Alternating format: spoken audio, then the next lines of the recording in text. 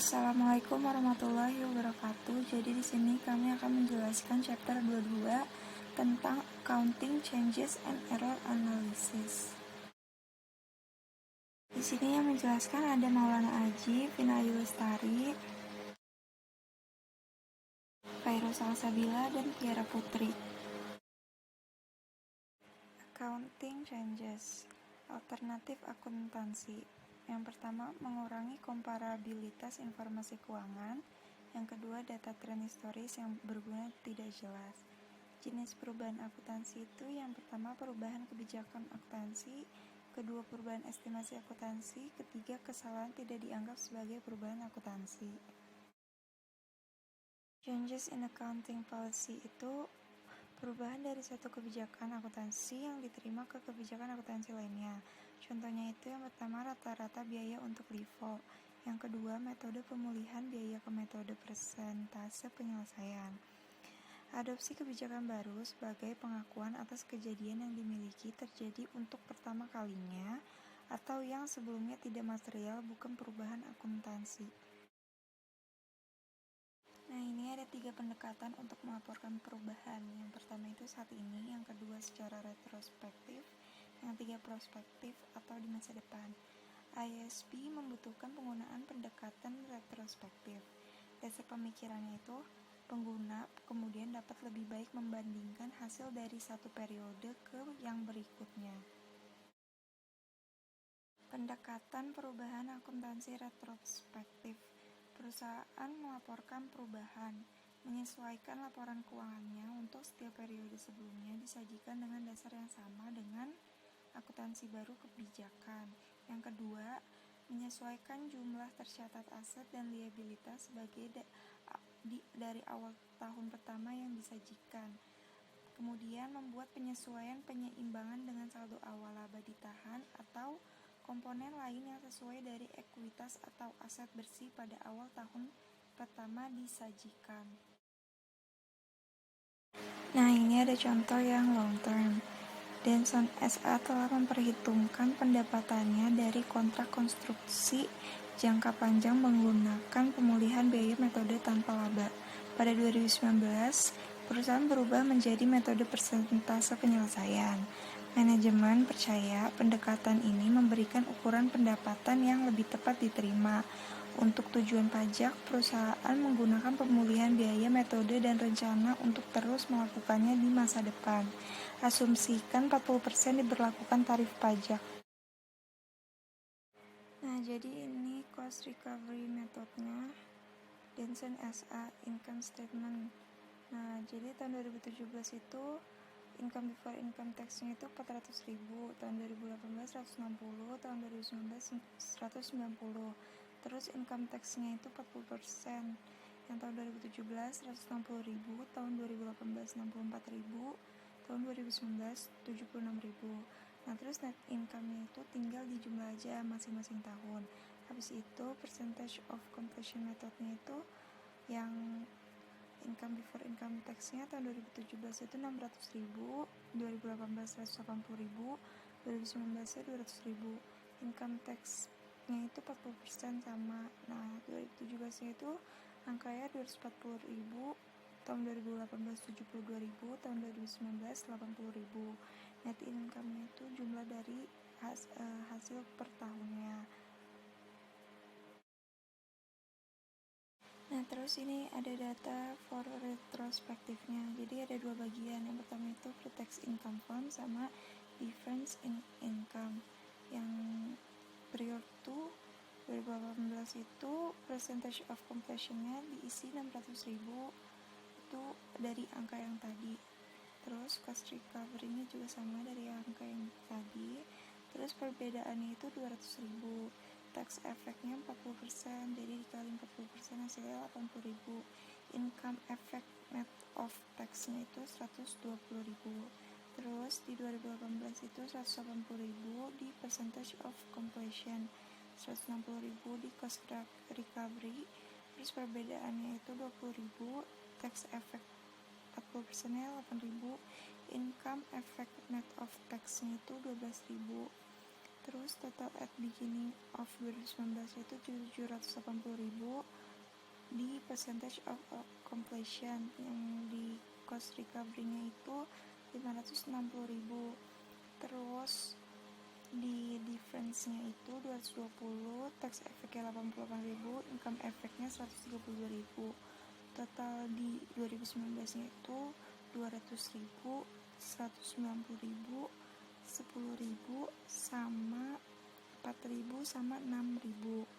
Terus dibikin jurnalnya itu construction in process-nya 220.000, pada deferred tax liability 88.000, dan return earnings-nya itu 132.000. Melaporkan perubahan dalam kebijakan. Persyaratan pengungkapan utama adalah sebagai berikut. Yang pertama, sifat perubahan dalam prinsip akuntansi. Yang kedua, alasan mengapa menerapkan kebijakan akuntansi baru, memberikan andil dan informasi yang lebih relevan. Yang ketiga, untuk periode saat ini dan setiap periode sebelumnya disajikan sejauh ini praktis jumlah penyesuaian itu. Yang pertama, ada untuk setiap item baris laporan keuangan yang terpengaruh dan laba per saham dasar dan terdilusi. Yang keempat itu ada jumlah penyesuaian yang berkaitan dengan periode sebelum itu disajikan sejauh dapat dipraktikkan. Nah, ini terus ada income statement-nya si Denson A. Jadi income before income tax-nya itu 2019 200, terus yang tahun 2018 itu as adjust note A itu 180.000. Income tax 40% itu 80.000 sama 72.000.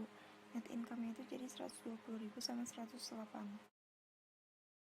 Nah, jadi tahun 2017 itu return earning-nya itu 1.360.000. Nah, ini sebelum berubah itu return earning statement-nya itu kayak gini. Tahun 2019 itu 1.810, tahun 2018 1.696, tahun 2017 itu 1.600. Terus di sini ada return earning Januari 1 2018 itu 1.720. Terus return earning Januari 1 tahun 2018 itu 1.600. Jadi kumulatif efek difference-nya itu 120.000. Nah, jadi ini return earning-nya yang setelah melakukan perubahan. Di tahun 2018 itu return earning Januari 1 ditaruh 1.600, terus ditambah sama adjustment for the cumulative effect on yang tadi, pokoknya yang cumulative effect difference-nya 120.000. Terus return earning Januari 1-nya tahun 2019 itu 1.828, tahun 2018-nya itu 1.720. Terus net income itu 120 sama 108. Terus return earning Desember 31-nya itu tahun 2019 itu 1948, kalau tahun 2018 itu 1828. Nah, jadi ini ada perusahaan konstruksi Cherokee berubah dari pemulihan biaya dengan metode persentase penyelesaian akuntansi untuk kontrak konstruksi jangka panjang selama 2019. Tujuan perpajakannya itu perusahaan menggunakan metode pemulihan biaya dan akan melanjutkan pendekatan ini di masa depan. Terus, informasi yang sesuai terkait dengan perubahan ini adalah sebagai berikut. Pre-tax income from-nya itu tahun 2018 780.000 sama 610.000. Perbedaannya 170.000. Terus yang tahun 2019-nya itu 700.000 sama 408.000. Perbedaannya 220.000. Nah, terus tax rate-nya itu 35%. Pertanyaannya, entry apa yang diperlukan untuk menyesuaikan catatan akuntansi untuk perubahan prinsip akuntansi? Pertanyaan yang B, berapa jumlah laba bersih dan laba ditahan itu akan dilaporkan pada 2019? Asumsikan laba ditahan awal untuk 2018 menjadi $100.000. Nah, jadi ini jawabannya. Percentage of completion-nya di tahun 2018 diisi 780.000, cost recovery-nya 600.000, difference-nya 170.000, terus tax effect-nya kan 35%, jadi dikaliin sama 35%, jadinya 59.500. Net of tax-nya 110.500. Terus tahun 2019 itu 700.000 sama 408.000, perbedaannya itu 220.000. Tax effect-nya itu 77.000 net of tax-nya 143.000. Terus jurnalnya itu ada constructions in process itu 170.000, pada deferred tax liability 59.500 dan return earnings 110.500. Ada comparative statement. Di sini ada income statement sama statement of return earning. Kalau income statement itu ada pre-tax income, income tax, sama net income. Kalau statement of return earning itu ada beginning return earning, ada accounting change, ada beginning return earning restate, ada net income sama ending return earning. Pre-tax income untuk tahun 2019 itu $700.000, untuk restate 2018-nya itu 780.000, untuk previous 2018-nya itu 610.000. Untuk income tax di tahun 2019 itu 245.000 didapat dari 700.000 kali 35%, 273.000 itu 780 dikali 35%, 213.500 itu didapat dari 610.000 dikali 35%. Nah, kalau net income itu hasil pre-tax income dikurang income tax itu hasil net income. Jadi untuk tahun 2019 itu $455.000, untuk restate 2018 itu 507.000, untuk previous 2018 itu 396.500. Nah, untuk statement of return earning-nya itu ada beginning return earning di tahun 2019 itu 496.500, restate 2018 100.000, previous 2018-nya 100.000. Accounting change-nya di tahun 2019 itu 123.500. Untuk beginning return earning restate-nya itu ada 607.000. Kalau restate 2018-nya 100.000, previous 2018-nya juga 100.000. Untuk net income-nya di tahun 2019 455.000, restate 2018-nya 507.000, previous 2018-nya itu 396.500. Untuk dapat hasil ending return earning itu didapat dari beginning return earning restate ditambah net income. Jadi untuk tahun 2019 itu $1.062.000, untuk restate 2018-nya itu 607.000, untuk previous 2018-nya itu 496.500. Di sini ada retrospective accounting change inventory method. Ada ilustrasi Lanker Company menghitung persediaannya menggunakan metode biaya rata-rata. Pada tahun 2019, perusahaan merubah ke metode FIFO karena manajemen percaya bahwa pendekatan ini memberikan ukuran biaya persediaan yang lebih tepat. Informasi tambahan untuk Lanker Company.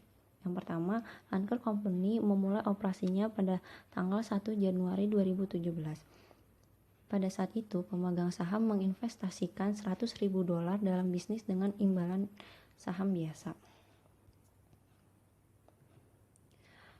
Yang kedua, semua biaya penjualan, pembelian, dan operasi untuk periode tahun 2017 sampai 2019 adalah transaksi tunai. Harus kas Lanker selama periode ini adalah sebagai berikut. Sales untuk tahun 2017 itu 300.000, 2018 300.000, 2019 300.000. Purchase untuk tahun 2017 90.000, purchase untuk 2018 110.000, untuk tahun 2019 125.000. Operating expense untuk tahun 2017 100.000, 2018 juga 100.000, 2019 juga 100.000. Untuk cash flow from operation 2017 itu 110.000, untuk 2018 itu 90.000, untuk tahun 2019 itu 75.000. Yang ketiga, Lanker telah menggunakan metode biaya rata-rata untuk pelaporan keuangan sejak awal. Yang keempat, persediaan yang ditentukan berdasarkan biaya rata-rata dan FIFO untuk periode tahun 2017 sampai 2019 adalah sebagai berikut. Informasi tambahan untuk Lanker Company ada tanggal 1 Januari 2017 itu average cost metodenya 0, FIFO metodenya juga 0, difference-nya juga 0. Untuk 31 Desember 2017 average cost metodenya 10.000, FIFO metodenya 12.000, difference-nya perbedaannya berarti 2.000. Untuk 31 Desember 2018 average cost metodenya 20.000, FIFO metodenya 25.000, difference-nya berarti 5.000. Untuk 31 Desember 2019 average cost metodenya 32.000, FIFO metodenya 39.000, perbedaannya berarti 7.000. Untuk COGS yang di bawah average cost dan FIFO untuk periode tahun 2017 sampai 2019 ini untuk COGS di tahun 2017 average costnya 80.000, FIFO-nya 78.000, perbedaannya $2.000. 2018 average costnya 100.000, FIFO-nya 97.000, perbedaannya 3.000. Untuk tahun 2019 average costnya 113.000, FIFO-nya 111.000, perbedaannya 2.000. Yang keenam, earning per share ini tidak dibutuhkan di income statement. Dan yang ketujuh, all tax effect untuk ilustrasi ini di ignore.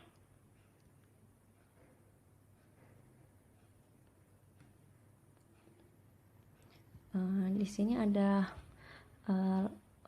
income statementnya Lanker Company di akhir Desember tanggal 31. Untuk salesnya di tahun 2017 itu 300.000, 2018 juga 300.000, 2019 juga 300.000. COGS untuk average costnya itu 2017 80.000, 2018 100.000, 2019 113.000.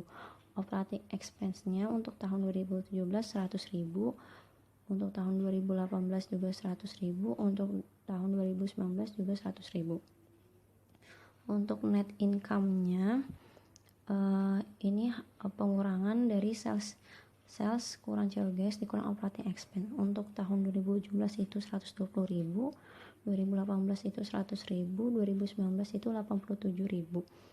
Nah, di bawahnya ada return earning statement di akhir tanggal 31 Desember. Awal return earning tahun 2017 itu 0, 2018 nya 120.000, 2019 nya itu 220.000. Ditambah net income dari yang sudah kita dapat sebelumnya, 2017 120.000, 2018 100.000, 2019 87.000. Hasil return earning akhirnya itu 2017 120.000, 2018 itu 220.000, 219 untuk tahun 2019 307.000. Di return earning itu didapat dari return earning awal ditambah net income. Ini ada statement of financial position-nya Lanker Company untuk tanggal 31 Desember. Ada inventory average cost di tahun 2017 10.000, 2018 20.000, 2019 32.000. Untuk cashnya 2017 210.000, 2018 300.000, 2019 375.000. Untuk total asetnya inventory tambah cash 2017 nya 220.000, 2018 nya 320.000, 2019 nya 407.000.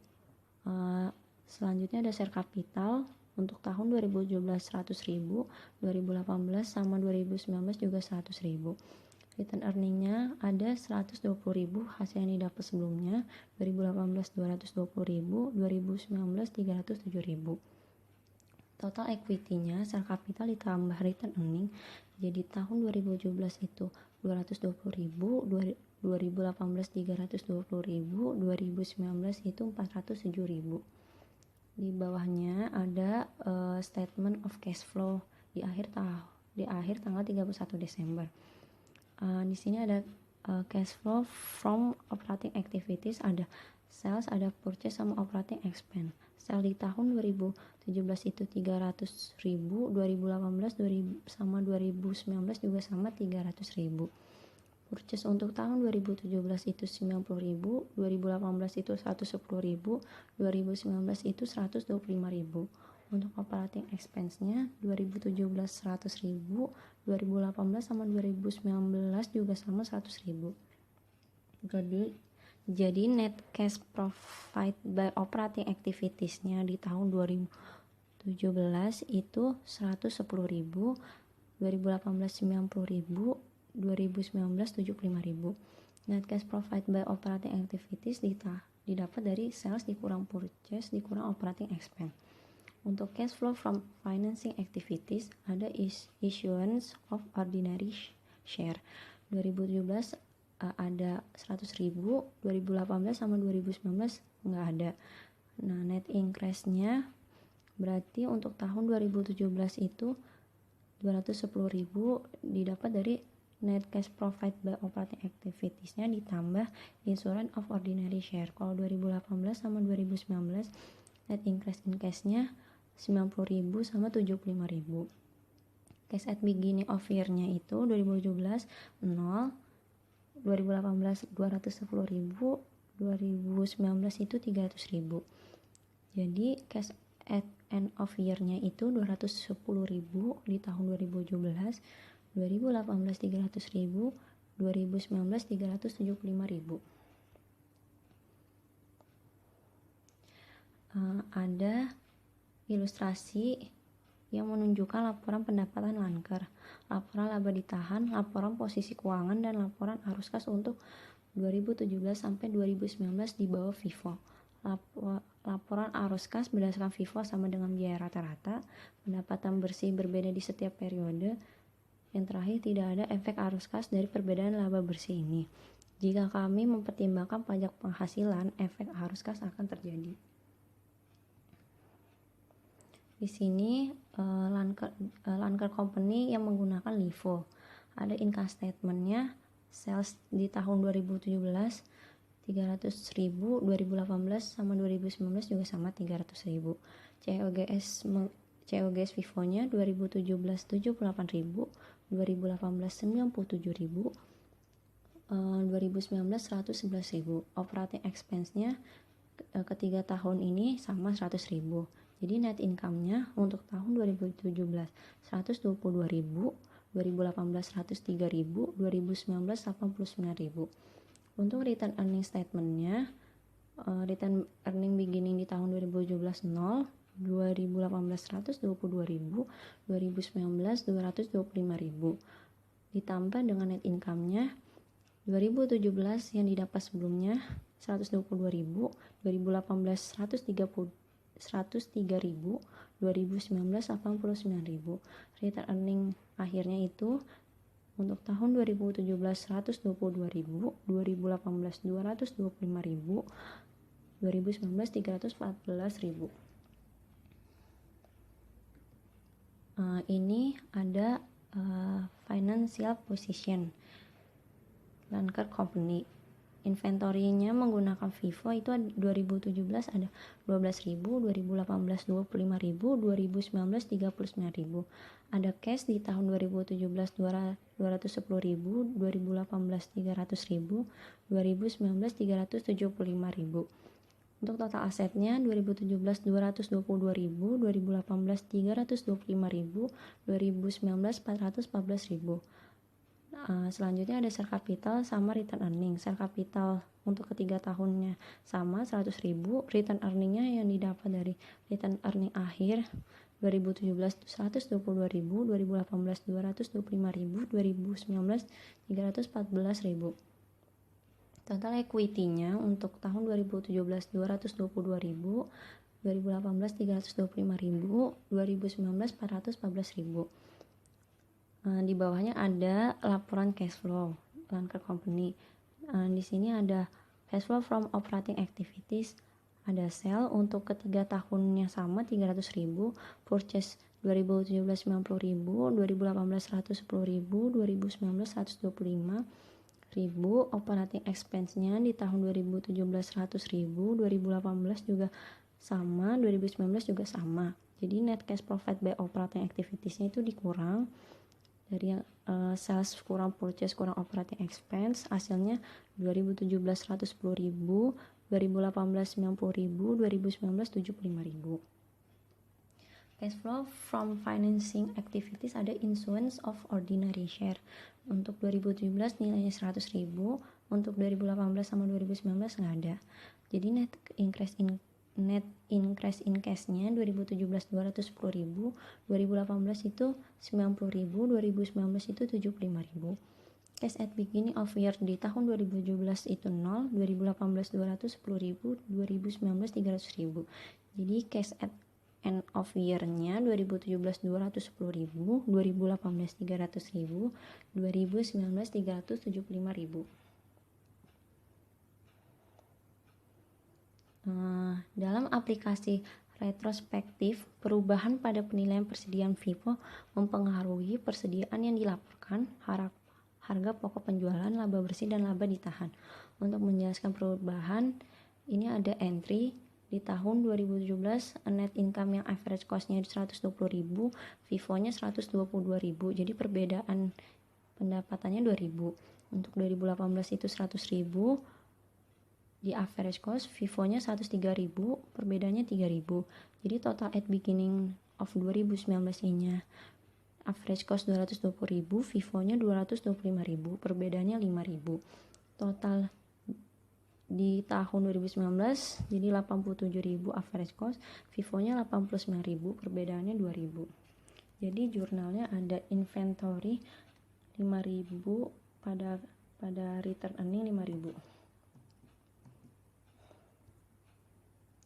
Melaporkan perubahan dalam kebijakan. Ada perusahaan Lanker melaporkan laba bersih berdasarkan metode FIFO yang baru diadopsi untuk 2018 dan 2019. Secara retrospektif menyesuaikan laporan laba rugi 2018 untuk melaporkan informasi berdasarkan FIFO. Yang ketiga, catatan atas laporan keuangan.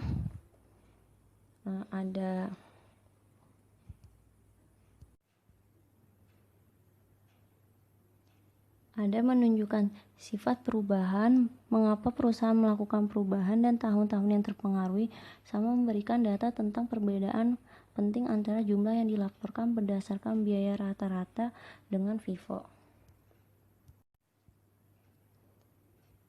Jika Lanker menyajikan laporan perbandingan untuk 2018 dan 2019 di bawah FIFO, maka ia harus mengubah saldo awal dari laba ditahan pada tanggal 1 Januari 2018. Perbedaan dihitung sebagai berikut. Return earning untuk Januari 2018, 1 Januari 2018, FIFO-nya 122.000, return earning 1 Januari 2018 average cost 120.000. Jadi kumulatif efek difference-nya 2.000. Jadi 2.000 itu kumulatif efeknya.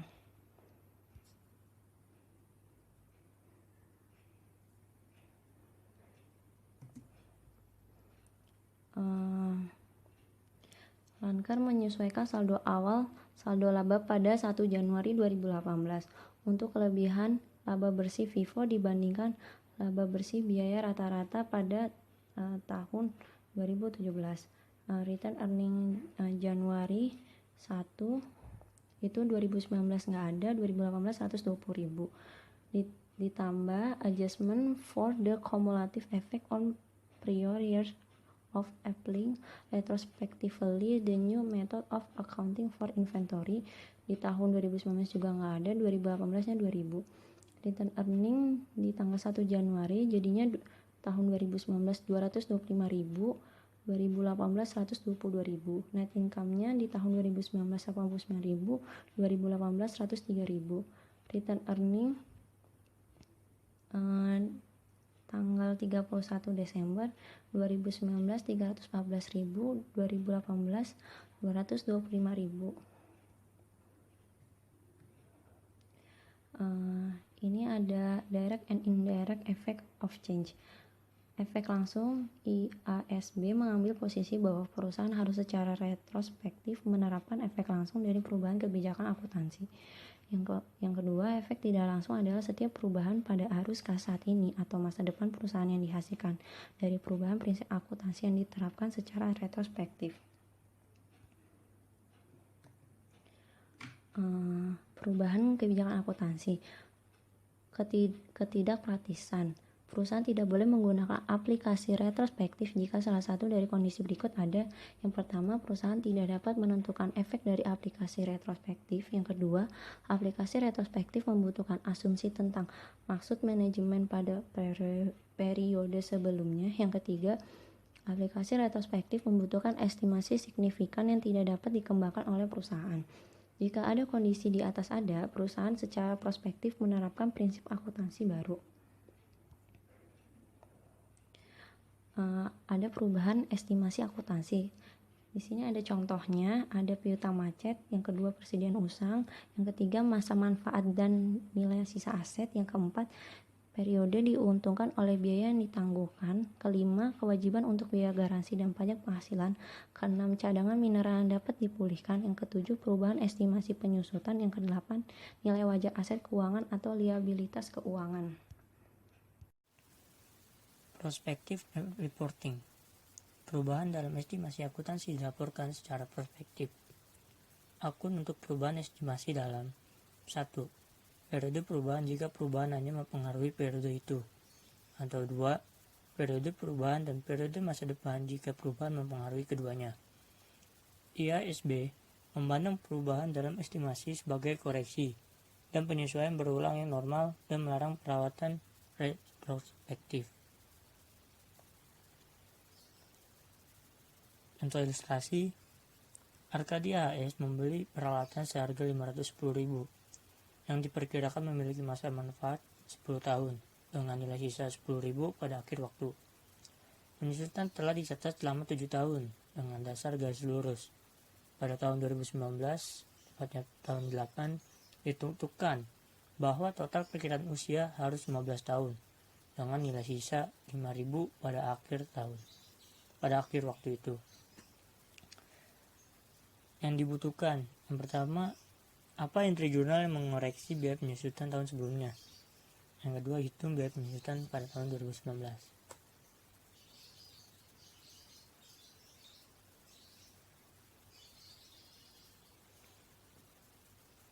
Yang pertama itu kita harus tentukan nilai buku pada tanggal perubahan estimasi. Equipment cost-nya sebesar 510.000 dikurang dengan residual value sebesar 10.000, maka depreciable base itu sebesar 500.000. Lalu dibagi dengan useful life-nya sebesar 10 tahun, maka annual depreciation itu sebesar 50.000. Dikali dengan 7 tahun yang sudah terjalani, maka hasilnya itu 350.000. Di Statement of Financial Position pada tanggal 31 Desember 2018, PPE, equipment itu sebesar 510.000 dikurang dengan akumulasi depreciation sebesar 350.000, maka book value-nya sebesar 160.000. Cara kedua yaitu menghitung biaya penyusutan untuk tahun 2019. Book value itu sebesar 160.000. Residual value-nya itu 5.000. Depreciable base-nya 155.000 dari dikurangnya book value dengan residual value. Useful life-nya sebesar 8 tahun, maka annual depreciation-nya itu 155.000 dibagi dengan 8 tahun, maka 19.375. Maka jurnal entry pada tahun 2019 yaitu depreciation expense pada akumulasi depresiasi sebesar 19.375.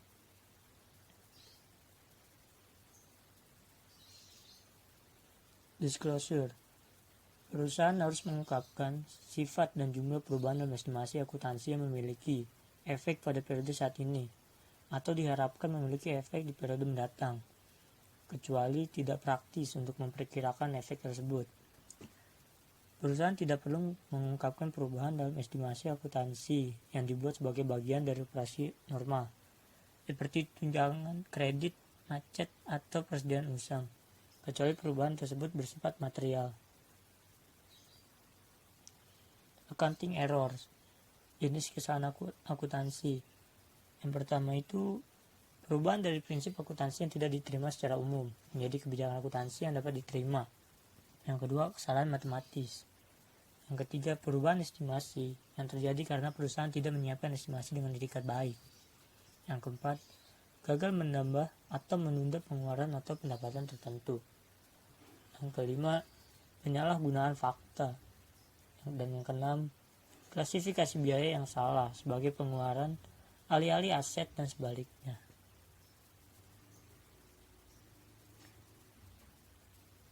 Accounting kategorinya, pertama, expense recognition. Type of restatementnya yaitu mencatat pengeluaran dalam periode yang tidak tepat atau dengan jumlah yang salah. Revenue recognition, contoh di mana pendapatan diakui secara tidak benar, pendapatan yang dipertanyakan diakui, atau sejumlah kesalahan terkait lainnya yang menyebabkan pendapatan yang dilaporkan salah. Misclassification, sertakan penyajian kembali karena kesalahan klasifikasi akun lancar atau tidak lancar atau yang berdampak pada arus kas dari operasi. Equity order, akuntansi IPS yang tidak benar, stok terbatas, waran, dan instrumen ekuitas lainnya. Reserve or contingency, kesalahan yang melibatkan piutang tak tertagih. Piutang, cadangan inventaris, tunjangan pajak penghasilan, dan kontingensi kerugian. Long life assets, penurunan nilai aset, properti, dan peralatan, niat baik atau item terkait lainnya. Lalu ada tax, kesalahan yang melibatkan koreksi penyediaan pajak, perlakuan tidak patut atas kewajiban pajak, dan hal terkait dengan pajak lainnya. Equity order comprehensive income, akuntansi yang tidak tepat untuk transaksi ekuitas mendapatkan komprehensif termasuk mata uang asing, revaluasi aset pabrik, keuntungan dan kerugian yang belum direalisasi atas investasi tertentu dalam utang, sekuritas ekuitas, dan derivatif. Inventory, penilaian harga persediaan, masalah kuantitas, dan penyesuaian biaya penjualan. Equity share option, akuntansi yang tidak tepat untuk opsi saham karyawan. Dan another, penyajian kembali yang tidak dicakup oleh kategori yang tercantum, termasuk yang terkait dengan akuntansi yang tidak tepat untuk akuisisi atau merger. Semua kesalahan material harus diperbaiki. Yang kedua, record correction of error. Catat koreksi kesalahan dari periode sebelumnya sebagai penyesuaian terhadap saldo awal, saldo laba pada periode berjalan. Koreksi semacam itu disebut penyesuaian periode sebelumnya. Untuk laporan perbandingan, perusahaan harus menyatakan kembali pernyataan sebelumnya yang terpengaruh untuk memperbaiki kesalahan. Contoh ilustrasi, pada tahun 2020, pemegang buku untuk Selectro PLC menemukan kesalahan. Pada tahun 2019, perusahaan gagal mencatat 20.000 dari biaya penyusutan pada bangunan yang baru dibangun. Bangunan ini adalah satu-satunya aset yang dapat didepresiasi yang dimiliki oleh Selectro. Perusahaan dengan benar memasukkan biaya penyusutan dalam SPT dan melaporkan dengan benar pajak penghasilan terutang.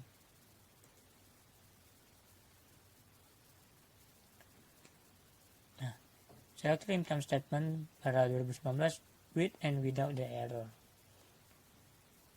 Pada without error, income before depreciation expense itu sebesar 100.000. Depreciation expense-nya 20.000, maka income before income tax sebesar 80.000.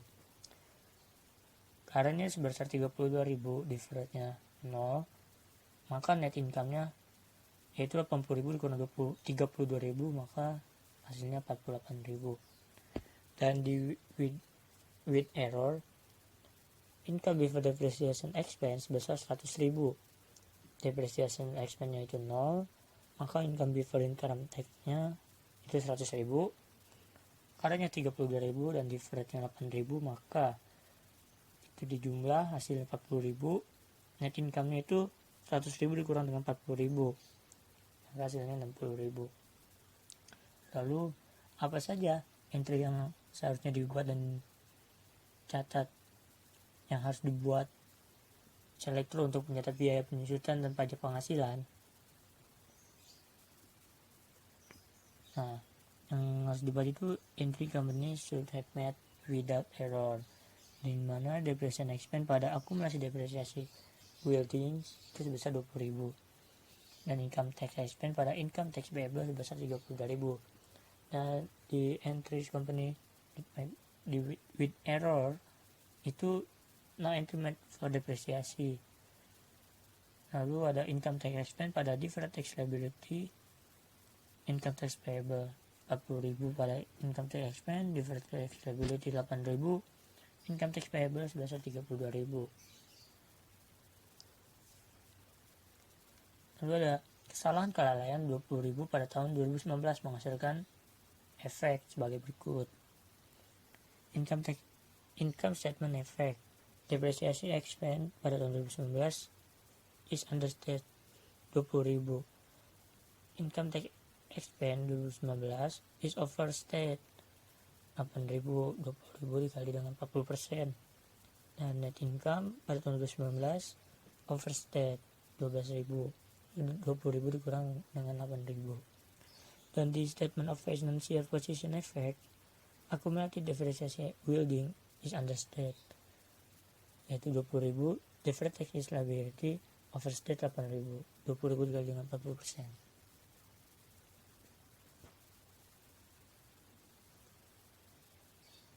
Lalu menyiapkan entry koreksi yang tepat pada tahun 2020 yang harus dilakukan oleh Selektro.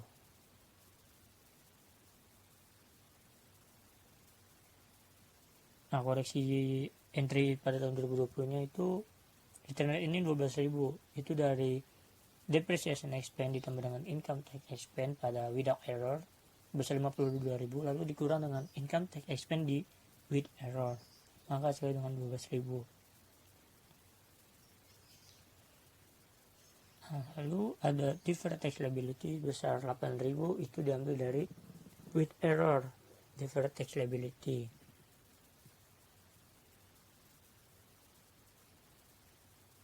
Nah, lalu pada di kreditnya itu ada akumulasi depresiasi buildings besar 20.000 yang diambil dari without error.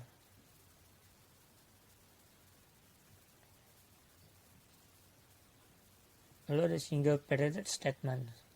Contoh ilustrasi, Selektro Company memiliki saldo laba pada 1 Januari 2020 sebesar 350.000. Perusahaan melaporkan laba bersih sebesar 400.000 pada tahun 2020. Maka return net earning statement for the year end Desember 31, 2020, return net earning Januari 1 as report itu sebesar 350.000. Correction of an error atau depreciation itu sebesar 20.000. Applicable income tax reduction 8.000, itu dikurang maka hasilnya 12.000. Nah, return net earning pada Januari 1 disesuaikan itu 350.000 dikurang dengan 12.000, maka hasilnya 338.000. Lalu ditambah dengan net income sebesar 400.000, maka return net earnings pada Desember tanggal 31 itu sebesar 738.000. Kemudian di sini ada pernyataan komparatif. Perusahaan seharusnya melakukan penyesuaian untuk memperbaiki jumlah semua akun yang terkena dampak dalam laporan untuk semua periode yang dilaporkan. Menyatakan kembali data ke basis yang benar untuk setiap tahun yang disajikan, dan menunjukkan penyesuaian catch-up sebagai penyesuaian periode sebelumnya untuk laba ditahan pada periode paling awal yang dilaporkan. Selanjutnya, di sini ada statement of return earning Wood Inc. Beginning balance-nya itu sebesar $1.050.000, net income-nya $360.000, dividends-nya $300.000, dan ending balance-nya $1.110.000. Sebelum mengeluarkan laporan untuk tahun yang berakhir pada tanggal 31 Desember 2018, terdapat kesalahan sebesar 62.500 yang menyebabkan persediaan 2017 menjadi terlalu besar. Maka, apakah penemuan ini berdampak pada pelaporan pernyataan laba ditahan tahun 2018? Asumsikan tarif pajak sebesar 20%. Selanjutnya di sini bisa dilihat untuk yang return earning statement 2018-nya, beginning balance-nya $1.050.000 dengan net of tax-nya $50.000, itu 20%. Kemudian balance Januari-nya jadi $1 juta. Net income-nya $360.000, dividends-nya $300.000, dan ending balance-nya jadi $1.060.000. Selanjutnya di sini ada ringkasan accounting change and correction of error. Perubahan kebijakan akuntansi menggunakan pendekatan retrospektif dengan mengubah pernyataan akhir dari semua periode sebelumnya yang disajikan, mengungkapkan pada tahun perubahan pengaruh pada laba bersih dan laba per saham untuk semua periode sebelumnya yang disajikan, pelaporan dan penyesuaian saldo laba ditahan awal dalam laporan laba ditahan pada tahun paling awal yang disajikan. Jika tidak praktis untuk menentukan efek periode sebelumnya, tidak mengubah pendapatan tahun sebelumnya. Gunakan saldo aset pembukaan pada tahun. Metode ini diadopsi sebagai saldo tahun dasar untuk semua perhitungan selanjutnya. Mengungkapkan pengaruh perubahan pada tahun berjalan dan alasan untuk menghilangkan perhitungan efek kumulatif dan jumlah untuk tahun-tahun sebelumnya. Kemudian perubahan estimasi akuntansi menggunakan pendekatan saat ini dan prospektif dengan melaporkan laporan keuangan saat ini dan masa depan dengan dasar baru, menyajikan laporan keuangan periode sebelumnya seperti yang dilaporkan sebelumnya, tidak melakukan penyesuaian saldo pembukuan pada periode saat ini untuk efek di periode sebelumnya. Selanjutnya ada perubahan karena kesalahan. Menggunakan pendekatan penyajian kembali dengan mengkoreksi semua pernyataan periode sebelumnya yang disajikan dan menyatakan kembali saldo awal dari saldo laba untuk periode pertama disajikan ketika efek kesalahan terjadi pada periode sebelum periode pertama disajikan. Kemudian, error analisis. Perusahaan harus menjawab 3 pernyataan ini. Apa jenis kesalahan yang terlibat? Entry apa yang diperlukan untuk memperbaiki kesalahan? Setelah kesalahan ditemukan, bagaimana laporan keuangan disajikan kembali? Perusahaan memperlakukan kesalahan sebagai penyesuaian periode sebelumnya dan melaporkannya pada tahun berjalan sebagai penyesuaian pada saldo awal dari saldo laba. Untuk berikutnya, ada kesalahan statement of financial position. Pernyataan kesalahan posisi keuangan hanya memengaruhi penyajian akun aset, liabilitas, atau ekuitas. Kesalahan tahun berjalan merelaksifikasikan item ke posisi yang semestinya. Kesalahan tahun sebelumnya menyajikan kembali pernyataan posisi keuangan tahun sebelumnya untuk tujuan perbandingan. Selanjutnya ada income statement error, klasifikasi pendapatan atau pengeluaran yang tidak tepat. Kesalahan tahun berjalan mereklasifikasi item ke posisi yang semestinya. Kesalahan tahun sebelumnya menyajikan kembali laporan laba rugi tahun sebelumnya untuk tujuan perbandingan. Selanjutnya ada statement of financial position and income statement error. Kesalahan penyeimbang akan diimbangi atau diperbaiki selama 2 periode. Yang pertama, jika perusahaan telah menutup buku di tahun berjalan, maka kesalahan yang sudah diimbangi tidak perlu di-entry. Kemudian untuk kesalahan yang belum diimbangi, buat entry untuk menyesuaikan saldo laba ditahan saat ini. Untuk tujuan perbandingan, penyajian kembali diperlukan bahkan jika entry jumlah koreksi tidak diperlukan.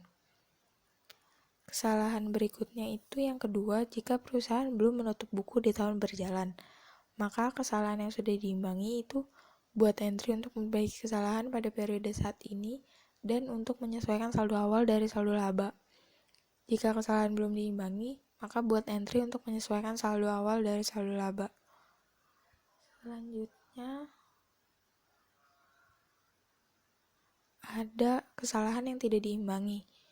Ini tidak diimbangi dalam periode akuntansi berikutnya dan perusahaan harus membuat entry koreksi bahkan jika mereka telah menutup buku.